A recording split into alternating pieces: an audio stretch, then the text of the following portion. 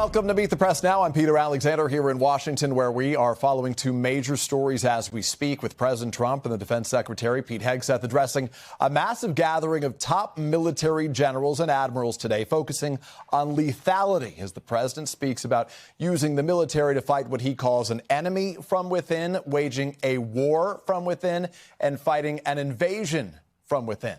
We're going to have a lot more on that in just a moment, but we do want to begin with that breaking news, and the clock is ticking as Congress is barreling toward a government shutdown at midnight, with party leaders trading blame and insults as agencies right now prepare their contingency plans and the potential for mass layoffs. Today, President Trump said his administration could take irreversible actions during a shutdown. The last person that wants to shut down is us. Now, with that being said, we can do things during the shutdown that are irreversible, that are bad for them and irreversible by them, like cutting vast numbers of people out, cutting things that they like, cutting programs that they like. So they're taking a risk by having a shutdown. It comes as leaders in both parties have largely retreated to their corners less than 8 hours until the funding deadline, after yesterday's last-ditch meeting with President Trump failed to deliver any breakthroughs. Democratic Party leaders, Senator Chuck Schumer, Representative Hakeem Jeffries, making it clear they have no plans to budge from their refusal to support a short-term funding bill unless it addresses health care subsidies. Trump admitted himself that he is using Americans as political pawns. Democrats do not want a shutdown. We stand ready to work with Republicans to find a bipartisan compromise, and the ball's in their court. We're not going to support a partisan Republican spending bill that continues to gut the health care of the American people. Not now, not ever. Meanwhile, Speaker of the House Mike Johnson and Senate Majority Leader John Thune accused Democrats of, quote, hostage taking. If the Democrats make the decision to shut the government down, the consequences are on them. We're happy to sit down with them and talk about the concerns they have, the issues they have with, for example, the premium tax credits. But you got to do that. You can't do that in the context of a hostage situation. They need to release the hostage. Adding to the acrimony right now, the president and top Democrats trading personal insults on social media, with President Trump posting what was a crude AI-generated video showing Hakeem Jeffries wearing a sombrero and a mustache as an AI version of Schumer's voice says nobody likes Democrats. The House Minority Leader responding, posting a photo of President Trump with the deceased sex offender Jeffrey Epstein, and also firing back while speaking to reporters today. The next time you have something to say about me, don't cop out through a racist and fake AI video. When I'm back in the Oval Office, say it to my face. The funding standoff comes as a new poll from the New York Times and Siena College suggests neither party will come out unscathed if the government shuts down, with a third of voters saying both parties bear equal blame. The Senate will have one more chance to avoid a shutdown. That'll happen later this afternoon with a revote on a Republican stopgap funding bill that already passed the House, but then failed in the Senate. Joining me now from Capitol Hill is NBC's Julie Sirkin. Vaughn Hilliard is joining us with the latest from the White House right now. We got both sides of Pennsylvania Avenue covered. Julie, we'll start with you. So we're waiting on those votes in the Senate this afternoon. But is there any hope at this hour among lawmakers that this might be avoided before midnight? Peter, very little, because we are a little bit less than 8 hours away from a shutdown. Look, never say never. I have covered one too many of these in the past, and we've seen these go down to the wire, most recently with Kevin McCarthy when he made that last-minute deal a year ago today, and the lights were remained on in the government. But this time around, Democrats are completely dug in.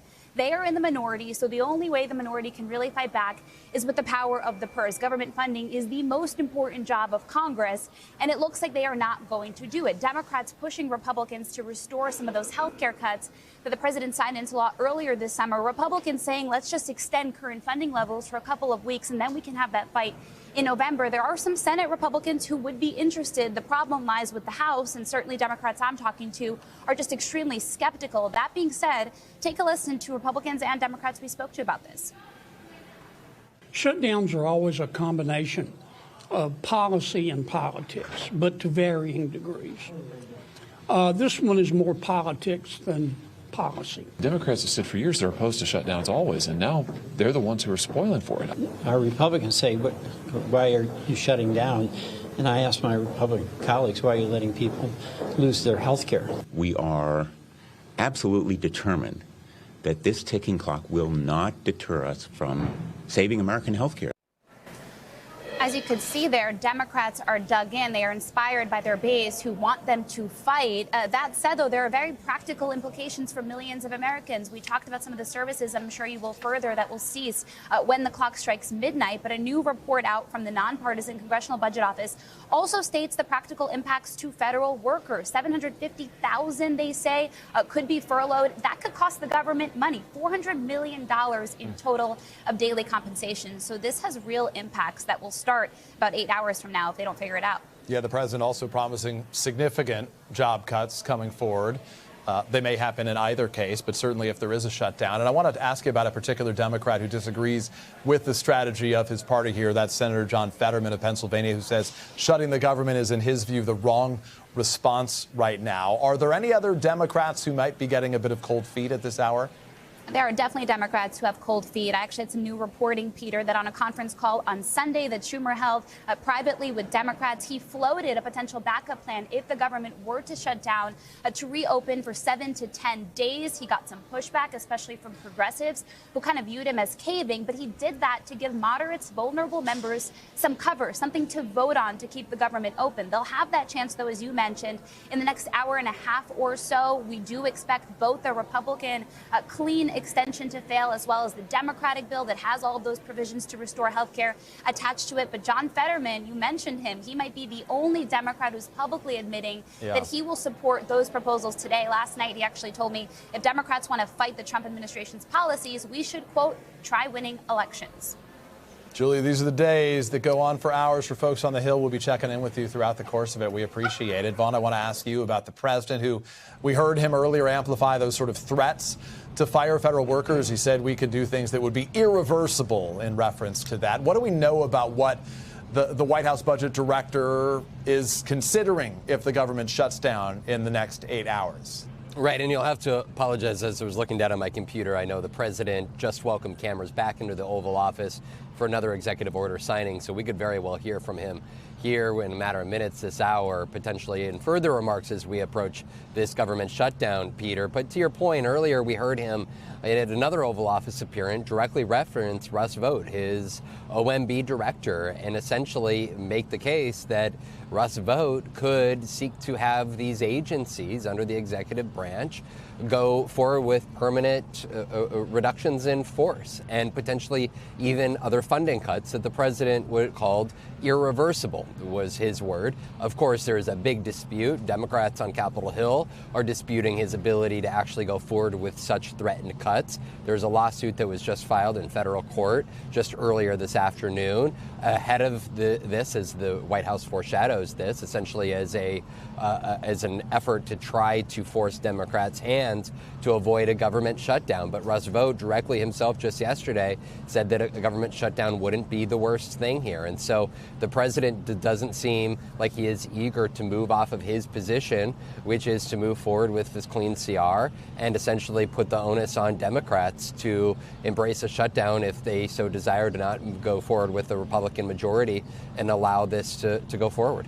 And Vaughn, as you're speaking to us, we're watching a live picture from the Oval Office. If the president takes questions, where he's certain to be asked about the potential for a shutdown, we will dip in to hear that. And we also heard, though, from, as we noted, the Democratic Minority Leader Hakeem Jeffries, as he was responding to that artificial intelligence generated video that the president posted last night after that meeting. It showed him with a sombrero and a mustache.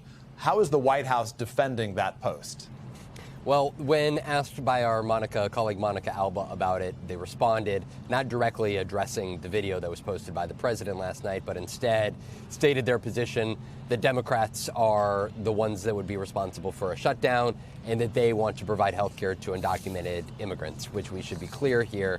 The stipulations that Democrats are fighting for would be a continuation of funding beyond this year for funding for Affordable Care Act subsidies, as well as the refunding of cuts that were made under the one big domestic package that was passed by Republicans earlier this year. And so, the video that was posted was of Chuck Schumer and Hakeem Jeffries, the two Democratic leaders, upon leaving the White House meeting with the president just yesterday.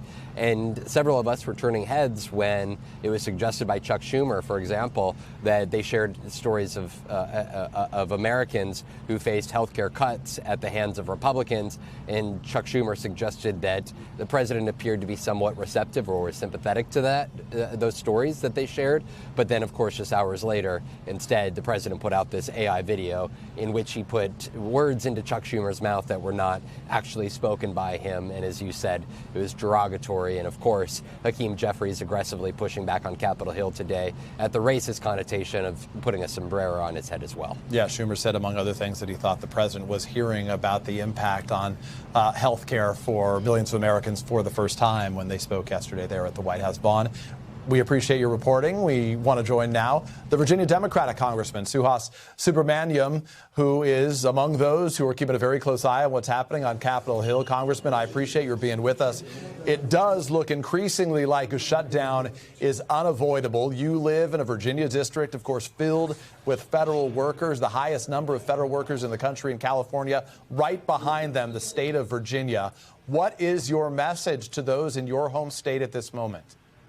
I have talked to so many of them, and they have been fed up with this administration's policies, both cutting access to health care for millions of Americans, including thousands, tens of thousands in our district, as well as firing federal workers, making the ones who have stayed their lives miserable, and canceling contracts overnight, leading to contractors having to fire people as well. So it's been a really difficult time already. They've already been shutting down the government in a lot of ways. And so what they want to do, this is not a clean CR like they say. They're continuing the mess that they've started by, again, firing people across the board. Now they're threatening even more firings and layoffs and cuts to critical needs of the American people. And so, the message from my constituents is stand up to this administration. So let me ask you about that specifically. At what point during a shutdown are Democrats perhaps going to have to seriously consider some concessions on health care? Democrats face a real challenge. There may be a messaging opportunity, but Republicans control the House and the Senate. They control the White House as well. Let's be clear. This is not just about a messaging opportunity. This is life or death for millions of Americans. They rely on these tax credits and these plans and these programs to really have access to a doctor. We're seeing rural health care centers being closed down all across the country, including in Virginia. We're seeing federal workers getting fired. We're seeing contractors losing their contracts overnight, doing critical work for the American people. This is not business as usual. And so this is not just about messaging or politics. This is really serious, and this is about protecting access to care and access to jobs for my constituents. Let me ask you about what Senator Schumer and Leader Jeffries have said. They've dismissed the president's threats of mass layoffs. They insist that he is going to go ahead with those firings anyway. So what is the party's message to those federal workers? Do they have to start looking for work elsewhere? What should federal workers do in this moment?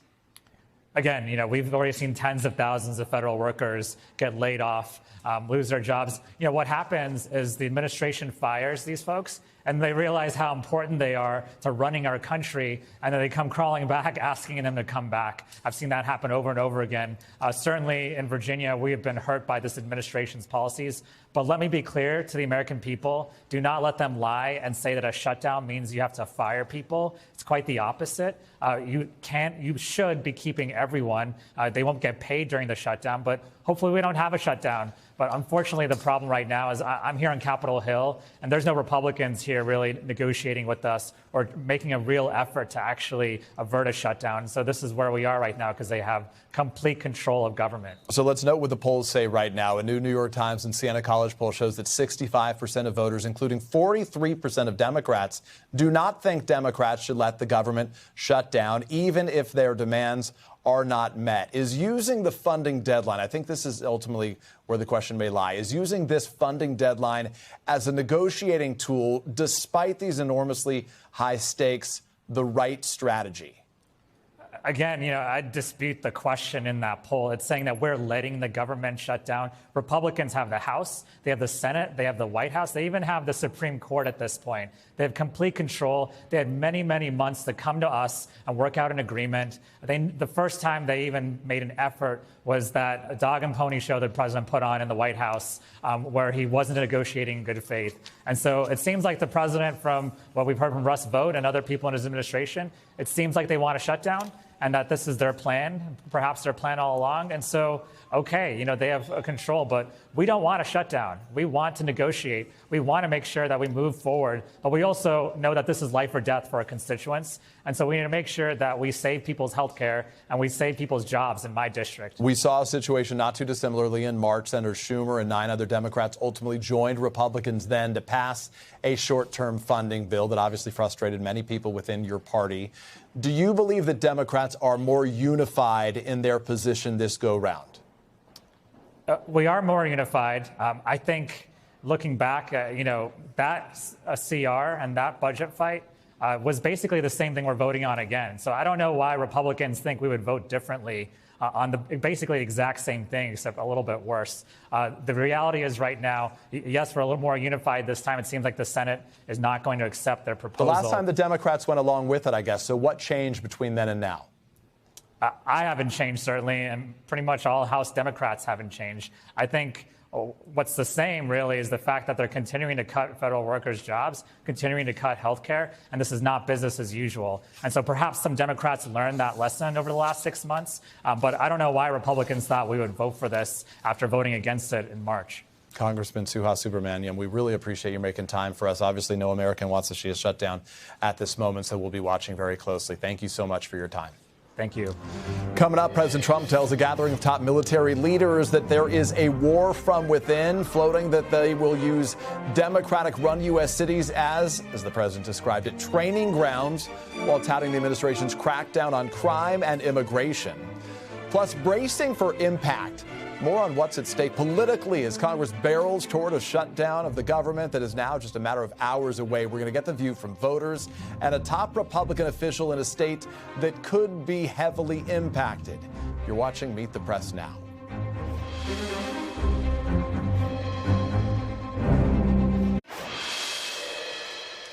Welcome back. We turn now to President Trump and Defense Secretary Pete Hegseth and this unusual, unorthodox, and at times highly political speeches before a gathering of the military's top brass, reciting many familiar talking points on critical issues like the culture wars and railing against the so-called woke policies of previous administrations. This was like nothing we've really seen before between a gathering of senior military officials. And in his remarks, Secretary Hegseth announced several new directives to restore what he refers to as the warrior ethos within the military, including tougher physical fitness standards, getting rid of so-called toxic leadership, and removing diversity, equity, and inclusion, DEI initiatives. Hegseth also acknowledged that some of these changes might not be welcomed by everybody assembled in that room. This administration has done a great deal from day one to remove the social justice, politically correct, and toxic ideological garbage that had infected our department, to rip out the politics. The era of politically correct, overly sensitive, don't hurt anyone's feelings leadership ends right now. But if the words I'm speaking today are making your heart sink, then you should do the honorable thing and resign. Basically said either join me or leave. President Trump, meanwhile, giving what was a campaign-esque style speech, touting his own accomplishments during his first 9 months in office, also notably criticizing his predecessor, former President Joe Biden. Trump also used his remarks to lay out his view of the military's expanded role to handle domestic threats, even though it is, of course, illegal to use the military for domestic law enforcement. Is under invasion from within. We're under invasion from within. No different than a foreign enemy, but more difficult in many ways because they don't wear uniforms. At least when they're wearing a uniform, you can take them out. These people don't have uniforms. But we are under invasion from within. What they've done to San Francisco, Chicago, New York, Los Angeles, they're very unsafe places, and we're going to straighten them out one by one. And this is going to be a major part for some of the people in this room. That's a war, too. It's a war from within. Controlling the physical territory of our border is essential to national security. We can't let these people in. And I told Pete, we should use some of these dangerous cities as training grounds for our military, National Guard, but military. So that was the president earlier today. We want to take you now to the president taking questions from reporters in the Oval Office, where he is signing an executive order. Let's listen in. A lot of people that are going to be very affected, and they're Democrats. They're going to be Democrats. As you know, this country, no country can afford to pay for illegal immigration, health care for everybody that comes into the country, and that's what they're insisting. And obviously, I have an obligation to not accept that. That would affect everybody. You know, when I see what we're doing with AI and all the plants that are opening up in the country, $17 trillion is coming. And if you compare that to Biden, Biden had, in 4 years, less than $1 trillion. We have $17 trillion, more than that. I think it's going to be much more than that, David, by the end of this year. I think it's going to be far over that. It's a record. It's already a record in 8 months. It's a record by a lot. And so we're doing well as a country, so the last thing we want to do is shut it down. But a lot of good can come down from shutdowns. We can get rid of a lot of things that we didn't want, and they'd be Democrat things, but they want open borders. They want men playing in women's sports. They want transgender for everybody. They never stop. They don't learn. We won an election in a landslide. They just don't learn.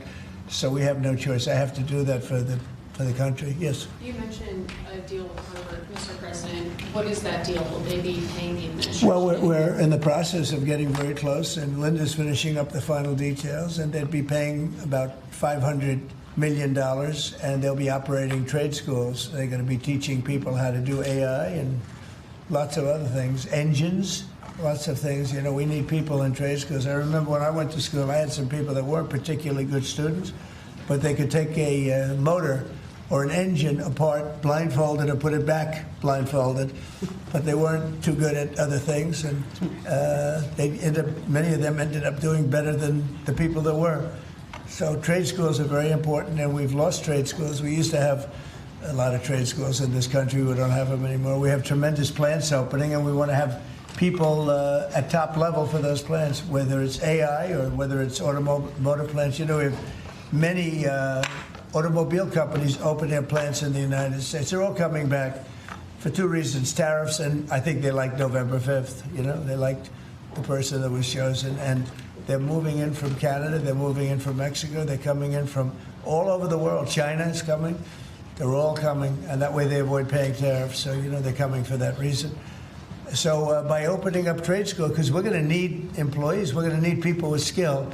And I think I can say, Linda, you feel the same way. By opening up trade school, this would be a giant trade school, series of trade schools. It would be run by Harvard. Now, this is something that we're close to finalizing. We haven't done it yet. But they put up $500 million. Interest and everything else would go to that account, meaning go to the trade school. And, you know, it's a big investment in trade school, done by very smart people. And then their sins are forgiven. So we have a good chance of getting that close. Yeah, please. President Trump, thank you. I've been looking at this chart that you showed us earlier, so it's left over lost earlier. U.S. prices for brand drugs are 422% higher than comparable countries. You know, I'm young, maybe I'm inexperienced, but I think a lot of Americans are wondering, how did we even get here, being one of the biggest buyers? You got here by incompetent people sitting behind this desk. You had a lot of incompetent people. I did it, as you know. I started it in my first term. We rebuilt the military. We got the largest tax cuts in history. We did all these things, and we had the best economy in the history of our country during my first term. And by the way, this is blowing it away based on what we're seeing. But we got it by having people allow that to happen. And as you know, I started the process, but then when COVID came, we focused on COVID, not on this. And I said, if I ever go back and do it again, I'm going to make this a primary thing, because other countries are paying a fraction of what we pay for the same exact drug, same exact pharmaceutical, everything. And I said, no, it's not right. And the drug companies actually came along. You know, don't forget, they make 30, 40, 50 million a year, these people. They're very smart. And they had a lot of people convinced that You know, that's the way it has to be. They talked about research and development. We had to pay. I said, well, why isn't Germany paying? Why aren't other countries paying? And they always had a good answer, but it got to a point where I didn't like the answer anymore, and I said, we have to do this, and we did. And the team that we have with Oz and Bobby and Chris and all of the people that we had working on it, and I must tell you, Marty's been a big, wherever you may be, Marty, but Marty's been a big factor. We have a great team. There's never been a medical team like this, and I said, let's go do it. And then I did, as I said, I would bug them every single day, every week, because I said, we have to have, I mean, why should we be paying 10 times what another country's paying? And that was just an excuse, you know, research and development. We do research and development. So now we're going to be paying whatever the lowest price is, we're going to be paying that price. So it's a great thing. But there won't be anything that can have the impact on Medicare, Medicaid, Social Security, anything where you need pharmaceuticals, medicines. The numbers are going to come way down. Even Obamacare, which is terrible, it's not been good, as you know. It's a weak form of health care. But it'll be better because the medicine's going to come in at a very low price. Yes, please. Yes, Mr. President. It seems like every time you assemble your MAHA team and your cabinet members behind you in regards to health issues, it just keeps getting powerful. And look at these young kids there and the weight that is on the world right now that you can lift by what you're doing. I've often said Trump could cure cancer and people would still criticize him. That's true. And it's true. What is your message to America that this potentially could bring us all together, get us on the same page and have unity? And I'd like to see if some of the kids or the parents have what it means to you to see President Trump get involved with this. Well, we've made tremendous strides in cancer research, far more than anyone has done. And we have the greatest minds, the greatest people working on it. And childhood, you know, they call it childhood cancer. It's a very specific thing. And we've really made a lot of progress. I think something that's going to allow us to make a lot of progress is the money we're saving on pharmaceuticals. I mean, we'll be saving 500, 600, 1,000%. Nobody's ever heard of that. I told the story, you were here before, that when I was in the previous administration, my first term, I was so proud of myself because I'm the first president in 28 years that cut drug prices from beginning to end. So they went down, I think it was 1/8% or 1/4%, and I was so proud of that, I thought that was great. Now I'm cutting them 500%. And I will say this, politically speaking, the people understand. Otherwise, I wouldn't have won in a landslide. You know, I get 97% bad press, and I won in a landslide, which tells you the press has no credibility. But I will say that what we've done has been a great tribute to the people that's standing behind me in different forms. Linda in education, different, but what she's doing in education, she's sending education back to the states. That's a big move. The states, like, you know, you go back to Indiana, Iowa, you know, I would say 40 states will be great. 45 will be, you know, the 5% of them will be pretty good, but, and then you're going to have a Gavin Newsom and some other people that aren't going to do a good job, but, you know, we'll help them out. I want to help them out. And we're going to have safe cities again. We're going to be very safe. We're going to be going to Chicago pretty soon. Because a friend of mine, a great guy, the head of the Union Pacific, he said, sir, you have to save Chicago. It's going bad. It's going bad fast, and it's a great city. He's right. It's a great city. I know it very well. And we have to save Chicago. So we're going to Memphis, Tennessee right now. We've had a home run in D.C. You can walk out. Brian, you got mugged here a long time ago. Yes, sir. And the mugger must have felt some pain because you're a tough cookie. Well, he had a gun, and I wish I would have had. I know. Well, then, if he had a gun, all you can do is say thank you very much. Yeah. No, but it's everybody here. I mean, you were here in the room when I said to the reporters, who got mugged in the last year? And like half of the people raised their hand. Now, if you said who got mugged over the last 60 days, nobody. No killing, no nothing. And the restaurants are booming. The town is booming. It's clean. You know, the National Guard actually went out and started cleaning all the crap out of the parks. The tents are knocked down. We had one that you said it was a blue tent, and you said it was a communist tent, right? See, we're going to have a communist mayor of New York, so, you know, let's see how that works out. And I've gotten a lot of feedback on that. Everyone's very appreciative. Yeah. you told me about a blue tent, and I said, I can't be there because we knocked them down. But this was a very highly sophisticated group of people that had permits and all the other things. Well, their permit expired. We knocked it down. It took, 24 hours less, maybe? Yes, sir. So I appreciate you telling me that. No, we have a great thing going. The country is doing incredible. We are a hot country. The hottest. We're the hottest country in the world right now. Do the parents of the kids have anything they'd like to say? Yeah, that's a great question. Would you like to say something? I would. That's a good comment right there. That's the best comment you've made in a long time. Mr. President, good evening. I'm Josh Armstrong. My name is Josh Armstrong. I'm from West Virginia, and I'm the father of this amazingly brave and resilient little 6-year-old, Laurel. Laurel was diagnosed with leukemia when she was 2 years old, just before her 3rd birthday. And we went on to watch as she spent months in the hospital fighting for her life, as she received blood transfusions and platelet transfusions, as she fought off one potentially fatal infection after another. We watched as her body swelled and became painful from steroids, and then as it became frail and weak from chemotherapy. And we watched and we wondered why there aren't better treatments available, and we wondered what might happen if she doesn't get the drugs she needs, and we wondered why isn't anybody doing more? And on behalf of myself and all the parents that have watched and wondered, we'd like to say that what you're doing today gives parents like me and children like Laurel the one thing that we most desperately need, and that's hope. And Laurel's doing well. And Laurel is, I'm happy to say Laurel's in remission today. That's good. She looks so beautiful. Thank you. She is beautiful. You feeling good, Laurel?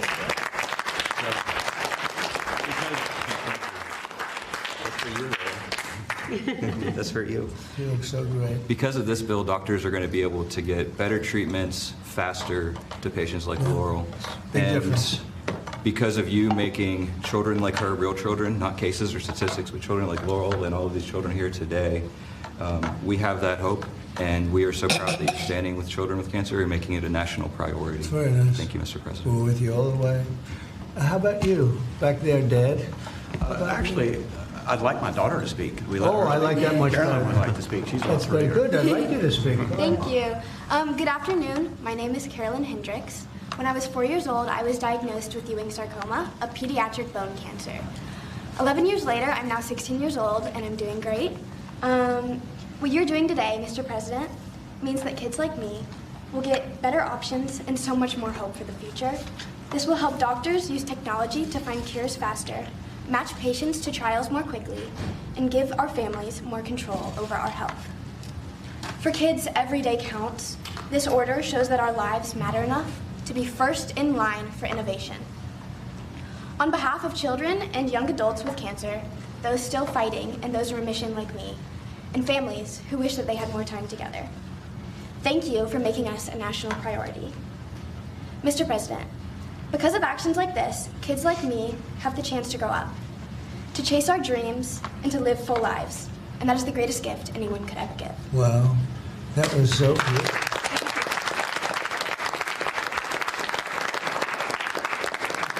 Your father could not have done that like you. You did us a big service. We've been listening to President Trump and some of his guests there in the Oval Office as he's hosting, as you see on the right, some of those who were impacted by pediatric cancer. That young woman speaking moments ago as the president signed an executive order to refocus efforts to use artificial intelligence to combat pediatric cancer. We will jump back in as we hear more from these young individuals in the room. We heard from the president earlier speaking about the potential for a government shutdown, saying that there can be some good that comes out of government shutdowns as well, perhaps the threat of firing more federal workers if necessary, as he says, if Democrats don't support a short-term spending bill right now. And separately, as he heard the president speaking about the National Guard and other military forces that have been sent to American streets, he said about Washington, D.C., that there have been no muggings or murders in the district since the national forces came in. That is not true. There have been a series of murders, the most recent taking place, I believe, just 9 days ago on September 21st. But let's pull back the curtain. Gordon Lubold, one of our national security reporters, is here. Gordon, we were talking about the president's remarks earlier when he was speaking before those senior military leaders who came in from around the world, which made this such an unorthodox event. And one thing that struck me as I was there at Quantico today was that the president said that he told Pete Hegseth that the military in some of these dangerous cities should be or use these cities as his word was, training grounds for the military there. What did you make of that, and what struck you for his remarks today? So it certainly seemed like, preface to do more of the kind of deployments we've seen, certainly here in Washington, Los Angeles, soon Portland. That's not a message that necessarily senior officers of the military want to hear, because these are the kinds of things that, while they'll follow orders and all like that, are concerned about using U.S. military against American citizens or against Americans, and allowing American citizens to see this kind of stuff in the streets. So it's not like necessarily a message that resonates really well with that audience. Yeah, no doubt. You could tell from the stone faces, from the images that were shared from within that room. The retired Lieutenant General Steph Twitty is joining us now as well, former Deputy Commander of U.S. European Command, also for our sake, and NBC News military analyst. I want to ask you about this, General Twitty. What was your reaction to those speeches today? Hegseth talked about having a more competent, qualified, professional, and apolitical military. It did seem to be quite a political set of remarks, though, we heard from him earlier today. Yeah, regardless of the partisan politics, I'm going to set that aside because I want to get to the substance of the speech itself. And I think when you take a look at the speech, overall, there are some good things that came out of the speech. Number one is focusing on combat readiness. Our military exists to fight and win our nation's wars, and that's it. And there's been an occasion where we've done everything else but that, notably nation building in Iraq and Afghanistan and elsewhere. The military is not designed for that, but yet we found ourselves doing stuff like that. Right. The other thing that came out that I took note of is standards. There is military standard for everything that we do in the military. However, we have moved the goalpost on those standards occasionally to bring folks in to the fold, to bring them into the game, to bring them into the organization. Standards should be standards, and if you can't meet the standard, then you shouldn't be in. And so I like that talk. And then the final thing I'll say, and I'll turn it back over to you, is empowering our non-commissioned officers and our officers, our young sergeants, our young lieutenants, captains, majors that are out there doing tactical work to ensure that we fight and win. They're going to make mistakes out there. They're young, they're going to make mistakes. And oftentimes, that mistake can lead to dismissal from the military. Then, General Twitty, we have to give them the area to breathe. No doubt. I apologize for my interruption. I want to ask you very quickly, though, before I let this conversation close. What did you make of the president's suggestion that American service members should be used or use these dangerous cities as training grounds for our military? Are you comfortable with that, in effect, suggestion from the commander-in-chief? Yeah, I'm not comfortable with it in the context in which you're describing it. Here's the way I'm comfortable with it. Every single military force out there, if they go to combat, they're going to have to fight in cities.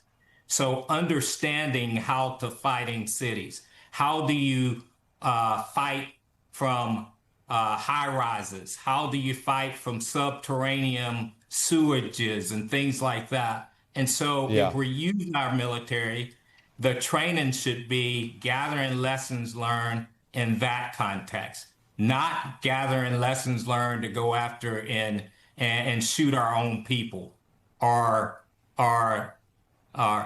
put our arms against our own people. As the president described it, the enemy from within, as we heard earlier today. Lieutenant General Steph Twitty, we appreciate your expertise and your perspective right now. Gordon Lubold, thanks for being with us as well. We're going to be right back. You're watching Meet the Press now.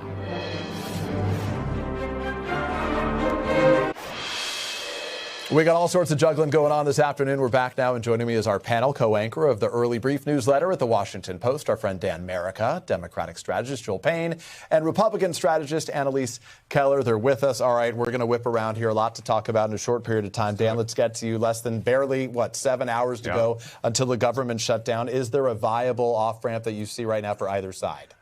The short answer is probably not. I mean, I think you can tell with the way President Trump spoke about the shutdown in that clip in the live feed you just played, where he's describing the good things that could come from a shutdown. And that says a lot about how he's approaching this, how he's thinking about this. Most of the sides on Capitol Hill today spent time just blaming each other. They're to blame, Democrats are to blame, Republicans to blame. I really wonder what voters think about this. I know there's been polling out there, but I think in a time when our politics are sort of defined by blame, I wonder if voters just kind of tune out the blame and they listen to their kids blaming each other and they think that's what Congress is doing now. I wonder how that impacts voters, but it does seem like all the sides are kind of digging in for a shutdown. We saw more Americans than any other basically blamed both sides in Congress as ultimately responsible for this. Joel, I want to talk to you about the Democratic message. They're really harping on this. Harping is the wrong word. They're really focusing on this message of health care being at risk right now, focusing on subsidies and the like. They're focusing on this issue of the ACA money and its impact on so many Americans right now. Is that still a winning message for the Democrats right now in this moment? Meanwhile, you have the president basically saying that he could fire tons of federal workers at the same time. I think healthcare is an effective message. One, it can unite both elected Democrats in office, Schumer's caucus and Jeffries' caucus, and also the base of the party, the people who've really been girding for a fight, and they really want to see Democrats actually fight. That's actually an issue that has kind of got all of those folks exercised and unified, and that's good news for Democrats right now. Whether or not this is winnable, I actually think, I worked in Congress 20 years ago. I don't know if government shutdowns are things to be won as opposed to things to be endured. I'd compare it to like turbulence in an airplane, whereas the American people probably experience it and they don't like it in the process. Right. And 20 minutes later, when they're in Phoenix, they feel better. But the risk is that Democrats get blamed here perhaps right now, right? So do you think that's a serious risk they should worry about? I think the bigger risk for Democrats is not being willing to take a risk. That's actually a bigger risk than actually any blame that could be associated with this. And also, Republicans are in control of everything. Donald Trump's made it clear. He runs the government. I think the American people will default to blaming him. Annalise, what's the perspective from the Republican side? We heard the president say earlier, hey, there's some good things that come out of a shutdown. His threat has been that there's going to be all sorts of federal worker firings if the Democrats go forward, in his view, with this. Yeah, and I think we should take that threat seriously. I don't think that Russ Vought is out there sort of putting things forward that he's not willing to move ahead with, and that is really going to change the dynamics of a shutdown. Imagine if we are in a shutdown and these parties, Republicans and Democrats, are negotiating, and then in the midst of all of that, you have a lot of federal workers being fired. That is going to complicate the dynamics of trying to come together and figure out how to reopen the government. So I think that is going to just be something, to keep everybody's eyes on. We're also going to have to redo this in just 7 weeks, too. So if they are able to come to a deal here, then we're going to have another impasse to do this again. We're whipping around with a lot of news today, but I was there at Quantico this morning, and one thing that struck me in the president's remarks was how he repeatedly referred to the enemy from within, and how he revealed that he told Pete Hegseth, basically, you should use some of the military to go into these dangerous cities as training grounds for our military. What did you make of that comment from the president that's already obviously causing getting a lot of attention? Yeah, I mean, the president has also said that this is more of what he said. He wants to go into these cities where he thinks they need to be cleaned up. They've come into Washington. I think he wants to do this in Chicago. He's wanting to do this in training ground is different than a desire to crack down in these different cities, right? Because training ground sounds like you're referring to Americans as an enemy. Yeah, I think that we need a little bit more clarity on what was meant there, because I think that you could certainly take that in a few ways that, a lot of Americans would find concerning. So hopefully maybe he'll be asked and provide a little bit more information on what he meant by that comment. Okay, for the moment, we'll just take him at his word that those are the words that he used when he spoke to them a little bit earlier today. Joel, your reaction to that, the senior military leaders being here? We heard from one of our retired lieutenant generals a short time ago, Steph Twitty, saying, in fact, there is some value in bringing everybody together, deliver a message like this, but it also did feel like a particularly political speech. I think most people would agree today. What did you make of the remarks today? I think this is beyond just a breaking of norms. I actually think this is a breaking of the compact that the American people expect their president to kind of hold true to the divide between civilian and military leadership. And I think it's very troubling. And I also think look, you can maybe get away with some things if you're Donald Trump. If the economy's humming, if people are feeling great about the country, his agenda's in the toilet right now. It's spiraling. I think that combined with doing things like this, that's a toxic mix for him and his agenda. Dan, what struck me, I think, for a lot of Americans right now is like this was a typical speech. We heard the president say a lot of this before Hegseth. We've heard him say it before, but perhaps not with the attention that he was getting today. But it costs millions of dollars to bring them all here. There's secure channels to have these conversations across the globe right now. What is the biggest takeaway that Americans, the headline they will read about what they witnessed earlier today? I think what's fascinating is I think it threw Trump off a little bit that he was standing up there before, 800 some leaders and they were silent. Yeah. I mean, first things out of his mouth. He's not used to that. I mean, he's used to appearing at events where they're raucous, people are applauding him. And I think you could see that it kind of got to him in a way or threw him off a little bit. He mentioned it, and I think that was striking to me. I think the main takeaway is the fact that he is saying that he wants to use these cities as training grounds. I think that's probably the big headline. And I think he thinks that talking about crime is good for Republicans, and there's certainly polling that backs that up. That Republicans talking about crime is a good political message for them. But that is, I think, as you note, is a step further than he's taken before. And notably, as the president was speaking about crime in American cities, we know that Pam Bondi, the Attorney General, and Defense Secretary Hegseth will head to Memphis to focus on this very issue tomorrow. Dan, Joel, and Elise, nice to have all of you here. The impacts of a government shutdown politically and economically could reverberate through Virginia, which is, of course, a hub and where voters will elect their next governor. Just 5 weeks from today, Republican Lieutenant Governor Winsome Earle-Sears is facing Democratic Congresswoman Abigail Spanberger in a race that is poised to be a referendum on the White House and Congress. Joining me now is Winsome Earle-Sears, Virginia's Republican Lieutenant Governor and gubernatorial candidate. Madam Governor, I appreciate you making time to speak to us. Oh, thank you for having me. It's a great day. Well, we're facing a deadline right now as we're speaking. Nearly 150,000 civilian federal workers live in Virginia. That's according to the Congressional Research Service. We're watching the clock count down toward a shutdown. What is your message to them just hours before this potential government shutdown? Yes, so actually, I'm hoping that my opponent, Abigail Spanberger, will tell her friends, Senators Kaine and Warner, who are from Virginia, not to shut down our government, to give a continuing resolution that's clean. Vote for that, because you're going to put all of those federal workers out of a job. And my opponent has been speaking about that all summer long, and she needs to come and tell them exactly that. Vote for a clean, continuing resolution to keep our federal workers in their jobs. Those Democrats who say that they are in a negotiation pushing for an extension of ACA subsidies, for some of the Medicaid cuts to be removed. They were part of the big, beautiful bill, as the president described it here. That's their perspective on this moment. You talk about, though, the potential loss of jobs. The president is threatening to use this shutdown to lay off federal workers. So what do you say, Madam Governor, to those federal workers in your state who say Republicans don't have their best interests in mind right now, especially after the DOGE cuts? I would say that if my opponent, again, Abigail Spanberger, cares about federal workers, she will ensure that the best way to ensure that federal workers stay in their jobs is to have Senators Kaine and Warner vote for a clean, continuing resolution so that negotiations continue. So to be clear, would you urge the president then not to? Senators Kaine, sir, if Senators Kaine and Warner, we only need 7 Democrats, who are seven Senate Democrats, to come over and vote for a clean, continuing resolution. What they're doing now is having $1 trillion added without discussion to the resolution. Well, so let's pull back the curtain, though, because the jobs they know it's not going to pass. And so would they throw all of the federal workers in Virginia that they have said so much that they care about be out of work?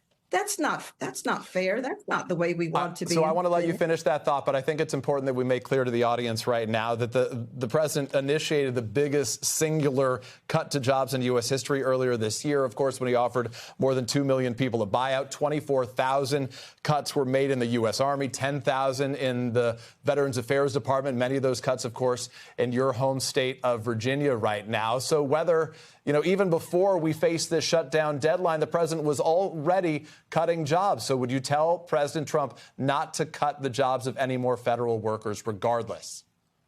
So if we're talking about across the board cuts, then again, we have to include Senators Kaine and Warner in this. They have a part to play. What's your message to the president, ma'am?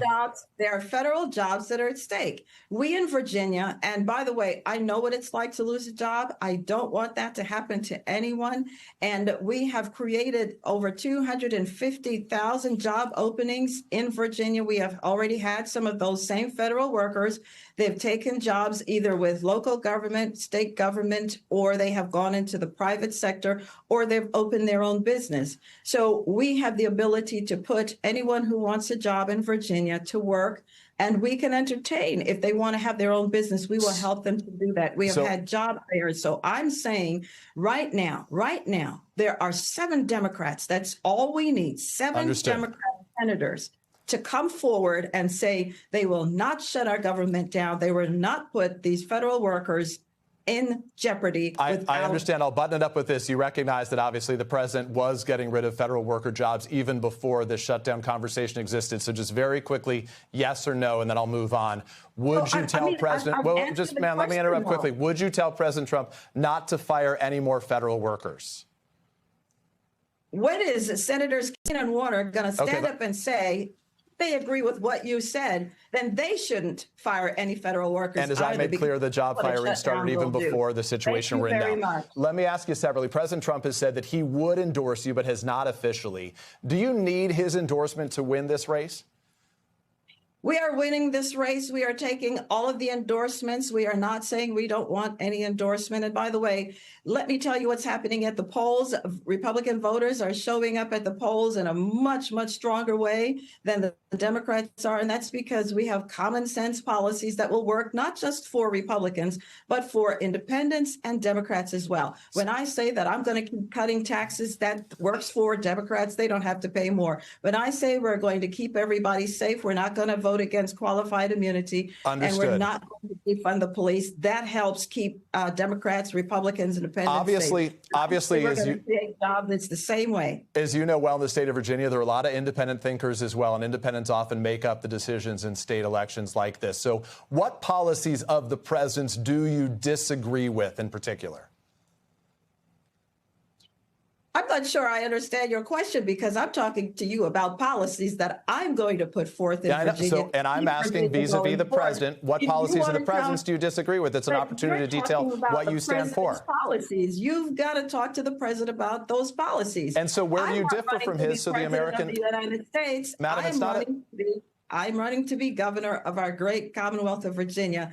And if we're talking about president's policies, then my goodness, did you talk to Abigail about Biden's policies that created inflation? Did you talk to him? But Biden's not the president now. The president of the United States is Donald Trump, and you were running for a Republican in that state. So my question, I apologize for speaking of you. Are there any policies of the Republican Party, of the president of the United States as a leader of the party, that you differ with? It's a simple question for the voters of your state. Yes, but I see what you're doing here, and you're favoring her side, and I don't understand that because you're supposed to not be doing that. I'm telling you. How am I favoring her side by asking you what your side is? But I'm telling you that my tax policy will work for all Virginians. Surely that should be enough. I'm telling you that my jobs policy will work for all Virginians. I'm telling you that my energy policy will work for all Virginians because it's an all of the above approach. And we're talking about clean coal, oil, renewables, nuclear, natural gas. My opponent, she only wants renewables. And I tell you, when the sun goes down, what happens? When there is no wind, what happens? So we can't afford her. She's driving up our costs of living. My final question is in response to what we heard from the president earlier today. President Trump today revealed that he told Secretary Pete Hegseth that we should use some of these dangerous cities as training grounds for our military. Would you support him deploying the military in Virginia if he deemed necessary? I support whatever will keep Virginia safe. And as a Marine, I know. And do you believe that would be the inclusion of federal troops?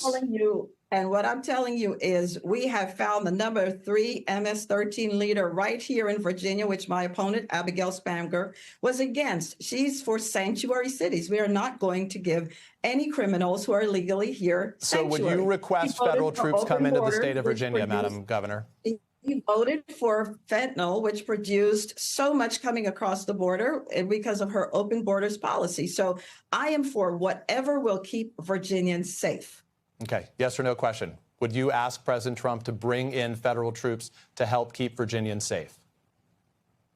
Virginia's already safe because we know how to do this. Okay, We I'll have leave it. removed over 30% of criminals from off our streets. We have 4,000 criminals who are So in legally your view, here. there's no need to bring in We are- federal troops. I'll take that as your answer. Lieutenant Governor Winsome Earle-Sears, I very much appreciate you making time to speak to us. Thank you. Thank you. We are back tomorrow with more Meet the Press Now, but there is much more ahead right here on NBC News Now. We thank you for watching, and remember, stay updated on breaking news and top stories on the NBC News app or watch live on our YouTube channel.